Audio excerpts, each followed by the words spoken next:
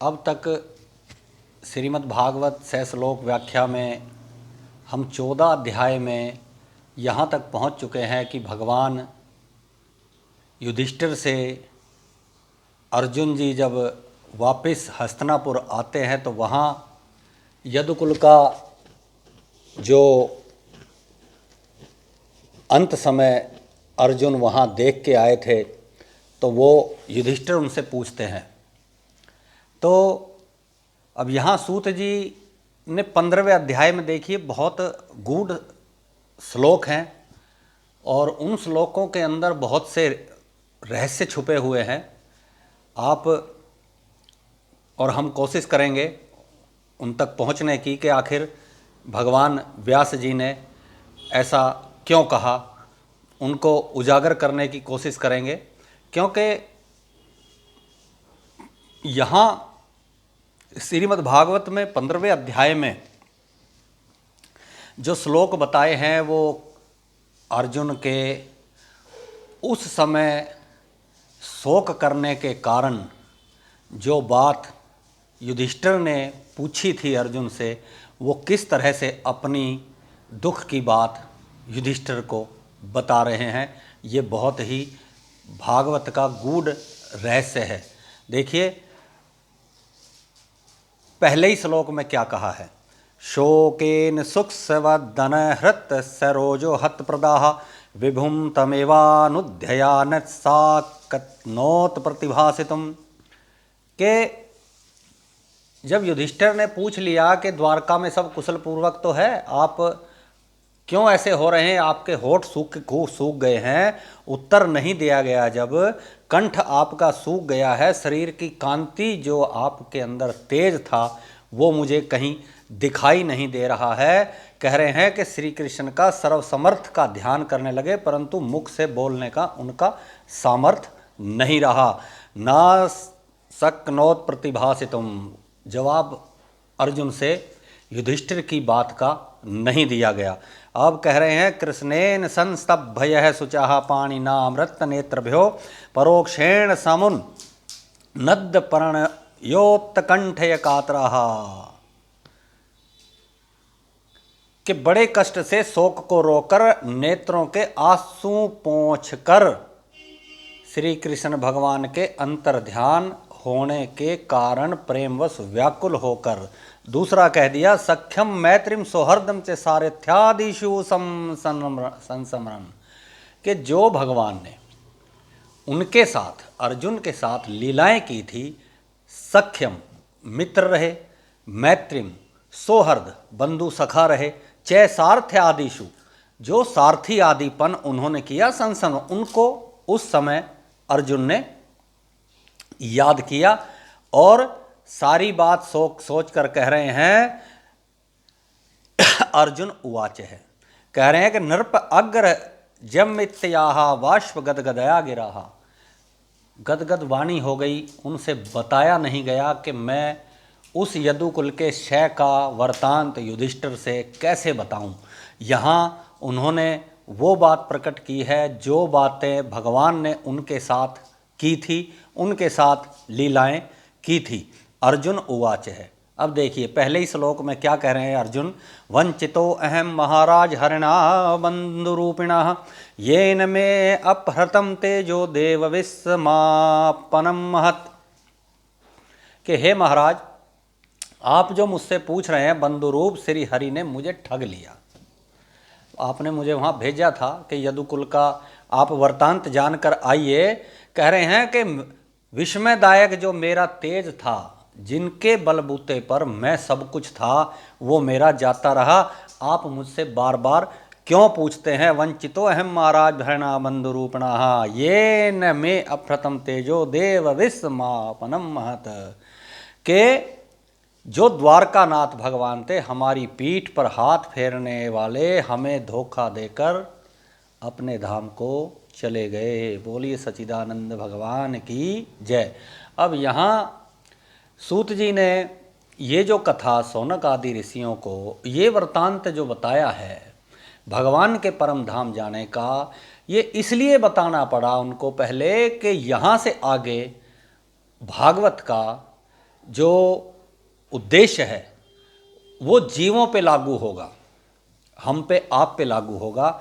इसलिए भगवान को, व्यास जी को ये बात सर्वप्रथम लिखनी पड़ी। चलिए देखते आगे क्या कह रहे हैं।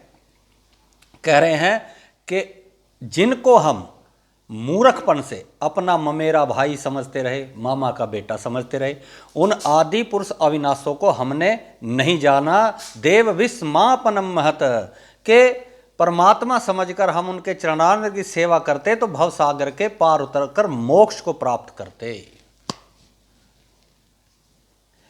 मतलब कि हम आज हमें ये बात ज्ञात हुई है, हे भाई युधिष्ठिर, कि जिनकी सेवा और जिनके साथ हम रहे, अगर हम वास्तव में उनको भगवान मान लेते तो हमारा मोक्ष हो जाता। देखिए कितनी बड़ी बात यहाँ अर्जुन ने, जबकि विदित है आपको कि विराट रूप युद्ध के बीच में भगवान ने अर्जुन को दिखा दिया था, भीति कंपहा। यही बात माता यशोदा पे भी लागू हुई थी कि वो भी विराट रूप का दर्शन भगवान के मुख में उखल से जब बांधने लगी, मिट्टी खाई थी, तो वो भी दर्शन कर चुकी। लेकिन हम ये बात पहले बताया है कि भगवान माया का सहारा ले, हमारी माया से पर्दा हटे, तब भगवान के साक्षात मिलन हो। यहाँ यही बात अर्जुन ने युधिष्ठिर को बता दी कि भगवान हमारे साथ रहे, लेकिन अब उन बातों का क्या फ़ायदा। अगर हम उन बातों को समझ लेते तो हमारा मोक्ष हो जाता और हम उनके साथ गति को प्राप्त हो जाते। कह रहे हैं कि हमने उस फंदे में रहकर जगदीश्वर को नहीं पहचाना। यस्य क्षण वियोगेन लोको है प्रिय दर्शना, उक्थेन रहितो हृष्मृतका प्रोच्यते यथा। हमने उनको हमेशा यदुवंशी ही जाना कि यदुवंश के हैं और मामा के बेटे हैं, यही बात हम सोचते रहे। लेकिन जो परम ब्रह्म उनमें था, जिसको हम नहीं देख पाए, अब उस बात को समझने से कोई फायदा, कोई पश्चाताप का कोई उद्देश्य नहीं रहा कि हाय हम भाई के धोखे में रहे और परमेश्वर हमारे हाथ से निकल गए। यानी कि एक एक श्लोक देखिए अब क्या कह रहे हैं कि समस्त भूमंडल मेरे तेज के सम्मुख जो थरथर कांपता था, आज वह मेरा सब तेज नष्ट हो गया।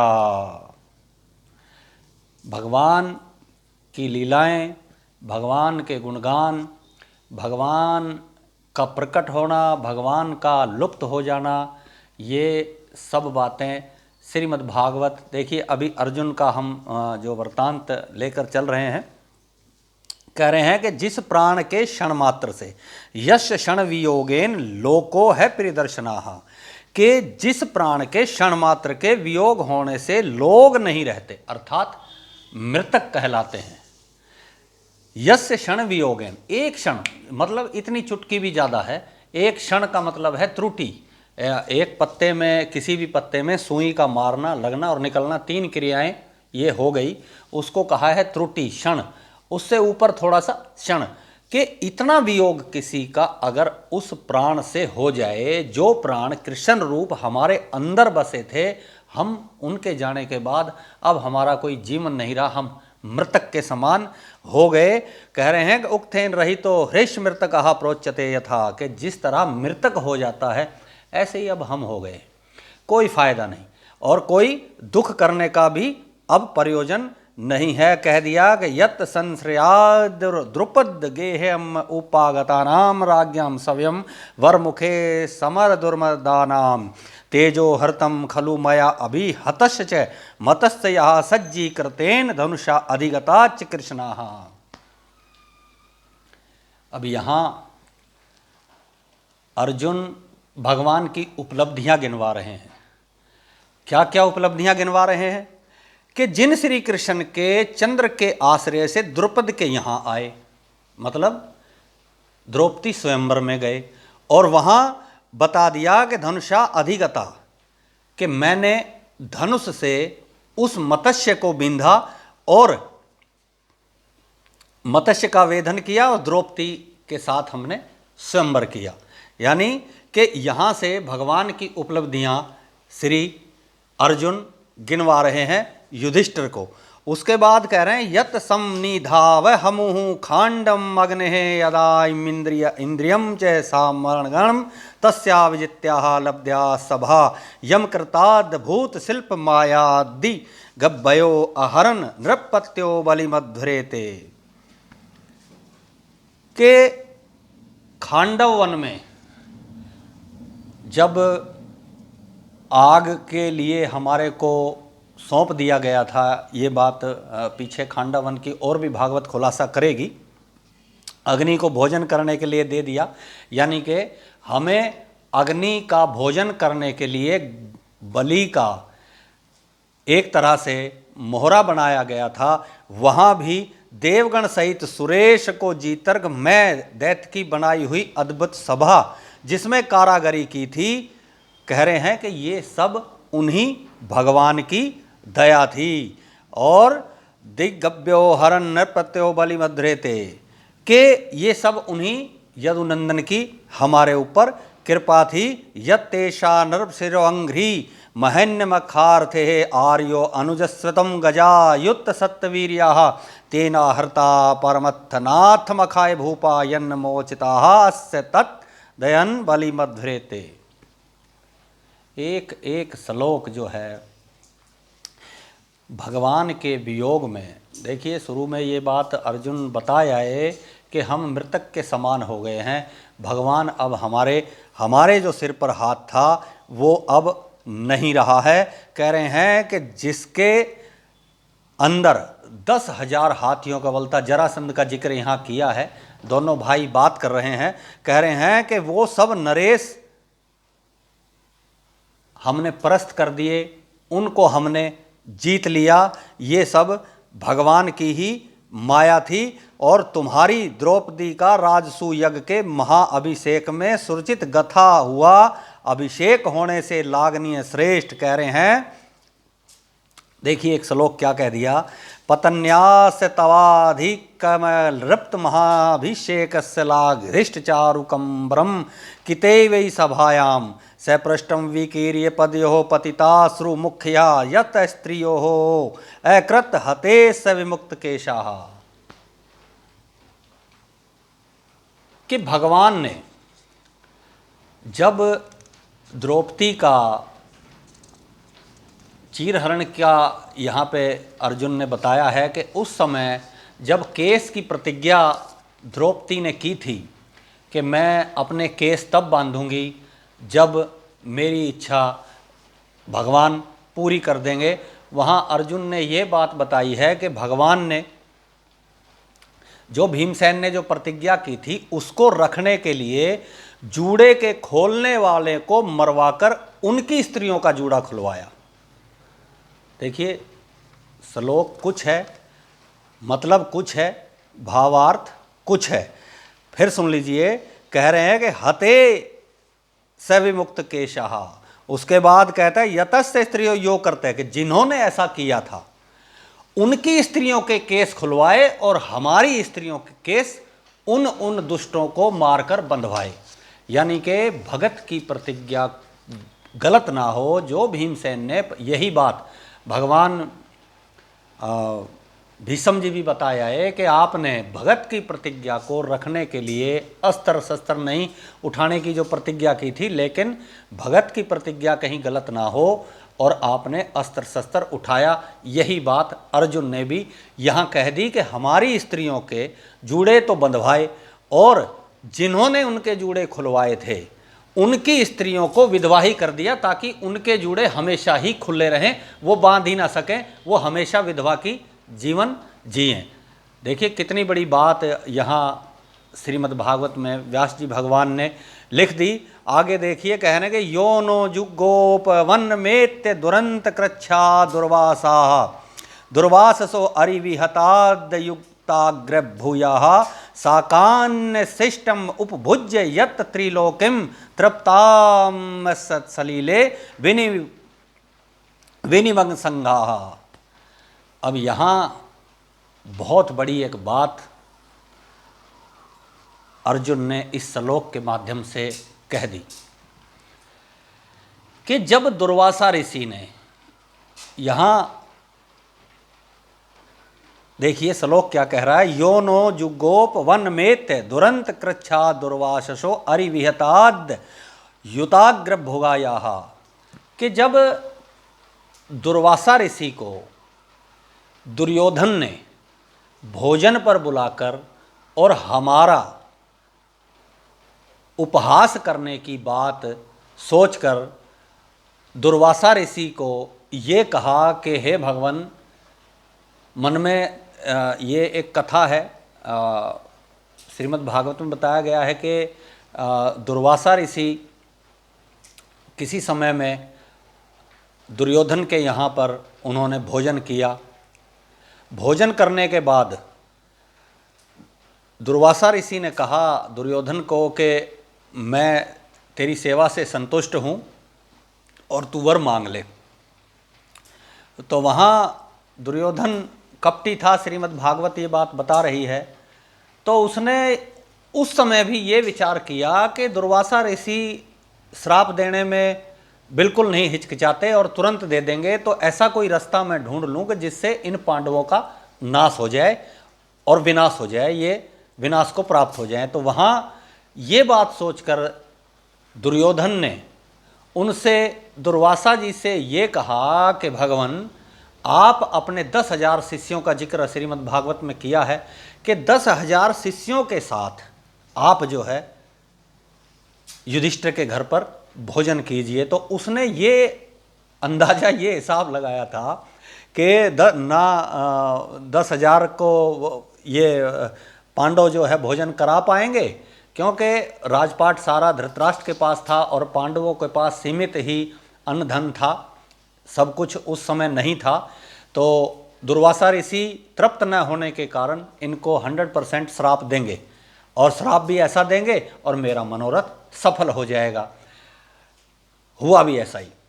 लेकिन देखिए क्या हुआ कि दुर्वासा ऋषि ने कहा ठीक है, तेरा ये इच्छा मैं तेरी मैं पूरी कर देता हूँ। तो युधिष्ठिर के पास वो गए हैं और कहा है कि भाई हम आपके यहाँ भोजन करेंगे, मेरे 10,000 शिष्य हैं और मैं हूँ। क्योंकि ये नहीं बताया कि उसने हमें कहा है, क्योंकि ऋषि मुनियों को इतना कोई इन चीज़ों से कौन कपटी है, कौन सपटी है, कौन क्या है, उनको अपने काम से मतलब है। कहने मुनि जिनके आगे लग गया वो सोने और मिट्टी को बराबर समझते हैं, वो इन कपट भरी बातों को नहीं जानते, भले ही दूसरा आदमी कुछ भी समझे। तो वहाँ युधिष्ठिर को ये बात दुर्वासा ऋषि ने कही है कि हम 10,000 शिष्यों के साथ आपके यहाँ भोजन करेंगे। बोले ठीक है गुरुदेव, जैसी आपकी इच्छा हो मैं तैयारी करवाता हूँ। तो बोले ठीक है आप तैयारी करवाइए, हम हाँ स्नान संध्या वदन आदि करके और निवृत्त होके आ रहे हैं। जब ये बात द्रौपदी को बताई गई तो द्रौपदी चिंता में हो गई, क्योंकि द्रौपदी सबको खाना खिला के बाद में खुद खाना खाती थी और उसके खाने के बाद अन्न आदि कुछ बचता नहीं था उन पात्रों में जिनमें खाना बनाया जाता था, क्योंकि अकेला भीम ही काफ़ी सामान को जो है वो खा जाया करता।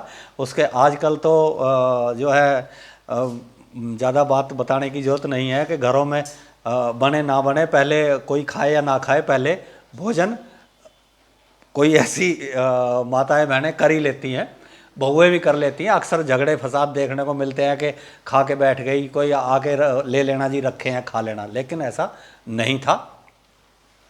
द्रौपदी ने जब ये बात सुनी कि 10,000 शिष्यों के साथ दुर्वासा ऋषि हमारे यहाँ भोजन पे आ रहे हैं, तो कहने लगी स्वामी अन्न की तो बहुत कमी है। तो बोले कि अब क्या करें। तो वहाँ देखिए द्रौपदी ने भगवान का स्मरण किया है और बताया गया है ग्रंथ में कि भगवान का जैसे ही स्मरण किया तुरंत एकदम अकस्मात आ गए वहाँ। बताइए जी क्या चाहिए। बोले भगवान कुछ नहीं चाहिए। द्रौपदी कहने लगी कि महाराज जो है दुर्वासा ऋषि अपने 10,000 के साथ आ रहे हैं, मेरी तो समस्या ये है कि वो कैसे भोजन करेंगे, मेरे पास तो कुछ भी खाने के लिए बचा ही नहीं है, जो बचा था वो मैंने खा लिया। बोले अरे भाई दुर्वासा तो जाए कहीं भाड़ में जाए दुर्वासा, पहले तो मुझे भोजन करवा। भगवान की देखिए लीला। बोली भगवान आप कहाँ से करेंगे, मेरे पास तो कुछ भी नहीं है। तो कहने लगे भगवान कि कोई बात नहीं, पहले तो मेरा पेट भर दे, उसके बाद दुर्वासा को भोजन करा देना। कहने लगी भगवान कुछ भी नहीं है मेरे पास तो। अरे बोला जो पतीला है जिसमें कुछ बनाया था वो दिखा ना मुझे, उसमें थोड़ा बहुत तो माल मसाला कुछ होगा। तो देखिए भगवान की लीला कि वहाँ उसके अंदर एक चावल का दाना होता है, और उसी चावल के दाने से भगवान ये कहते हैं कि इस अन्न से विश्वात्मा प्रसन्न हो। विश्वात्मा मतलब ब्रह्मांड में जितने भी जीव जंतु हैं वो सब प्रसन्न हो। अब दुर्वासा ऋषि जो स्नान कर रहे हैं अपने शिष्यों के साथ, जब वो स्नान से बाहर होकर निवृत्त होकर निकलते हैं तो वहाँ अब भगवान का संकल्प था कि पूरे विश्वात्मा इस अन्न से संतुष्ट हों। तो दुर्वासा ऋषि और वो 10,000 शिष्य कहाँ बचेंगे। विश्वात्मा मतलब जितने भी विश्व की आत्मा हैं वो उस एक अन्न से तृप्त हो जाएं उस समय के लिए। देखिए कितना बड़ा संकल्प भगवान का, श्रद्धालु की मान मर्यादा को रखने के लिए मात्र। और जैसे ही दुर्वासा ऋषि बाहर निकले वैसे ही कहने लगे यार कोई भूख भाग तो भाई किसी को लग रही है। बोले जी नहीं भूख तो नहीं है, पेट तो भरा है, अभी तो खा के आए थे। बोला तो क्या खाओगे फिर। अब वहाँ 10,000 इतने आपका संकल्प वहाँ मैंने कर दिया है, युधिष्ठिर को नोता भेज दिया है कि भाई यहाँ हम भोजन करेंगे, तो किसी को भूख है। बोला गुरुजी नहीं। बोला भूख तो मुझे भी नहीं है, तो क्या किया जाए। बोला किया क्या जाए, नहा लिए, संध्या वदन हो गया, चलो भाग चले यहाँ से, क्या करेंगे। दे दिया उसको, कह दिया तो नहीं खाया। कोई यजमान थोड़ी कह रहा है कि आइए जी खाइए, हम ही तो जा रहे हैं, नहीं आया तो ना सही। बोले ठीक है तो चलो। अब उधर देख रहे हैं, इंतजार कर रही है द्रौपदी कि कब आए महाराज और कब मैं भोजन खिलाऊं। लेकिन उनका पेट उस नहाने धोने में ही भगवान ने उस सरोवर में, उस नदी में तृप्त कर दिया, और उधर वो द्रौपदी इंतजार करती रही। बोलिए सच्चिदानंद भगवान की जय।